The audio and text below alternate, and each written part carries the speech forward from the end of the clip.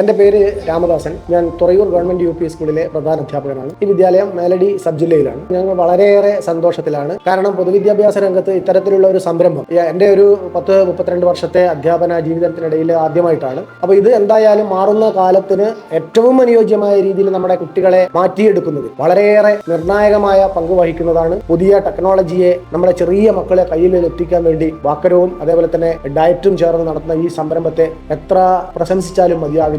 ഇത് എൻ്റെ ഒരു അഭിപ്രായം ഇത് കേരളത്തിലെ മൊത്തം സ്കൂളുകളിലേക്ക് വ്യാപിപ്പിക്കണമെന്ന് തന്നെയാണ്.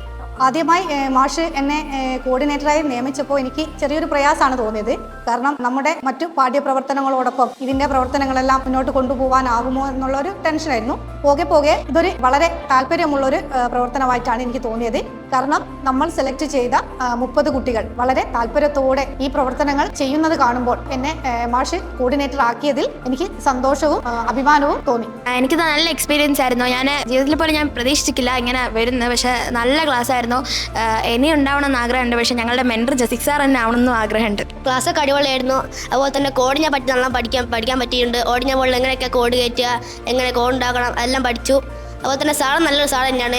സാർ ഫ്രണ്ട്ലിയാണ്. സാറ് അത് നന്നായിട്ട് പറഞ്ഞതെല്ലാം ചെയ്യും. ഇപ്പോൾ റോബോട്ടിക്സ് എന്ന് വെച്ചാൽ ആദ്യം വിചാരിച്ചത് ഭയങ്കര അതിൻ്റെ ഉള്ളിൽ കുറേ സാധനങ്ങളെല്ലാം കൂടിയതാണെന്ന്. പക്ഷേ ഇതിൽ വന്നതിന് ശേഷമാണ് സിമ്പിളാണ്. പല മൈക്രോ കൺട്രോളറിനെ പറ്റിയും പഠിച്ചിട്ടുണ്ട്. ഇതൊന്നും അറിയില്ലായിരുന്നു. ഏറ്റവും സെറ്റ് കാര്യങ്ങൾ മെൻറ്റർ നല്ല രീതിയിൽ തന്നെ പറഞ്ഞു തന്നിട്ടുണ്ട്. കുട്ടികളായിട്ടും നല്ല രീതിയിൽ ഇമോഷണലി കണക്ട് ചെയ്യാൻ പറ്റിയിട്ടുണ്ട് എന്നുള്ളതാണ്. അതല്ല കുട്ടികളിപ്പോൾ തുറയൂർ സ്കൂളിൽ ഒരു കുട്ടിക്ക് ടെക്ടോപ്പിൽ ഫസ്റ്റ് ഇയർ അടിക്കാൻ പറ്റിയിട്ടുണ്ട്. അത് ഈ ഒരു ക്ലാസ്സിൻ്റെ ഇതാണെന്ന് വിചാരിക്കുന്നു.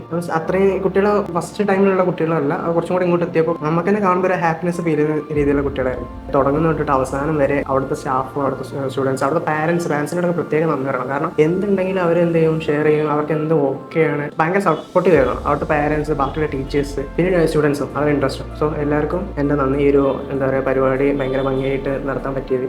Thank you.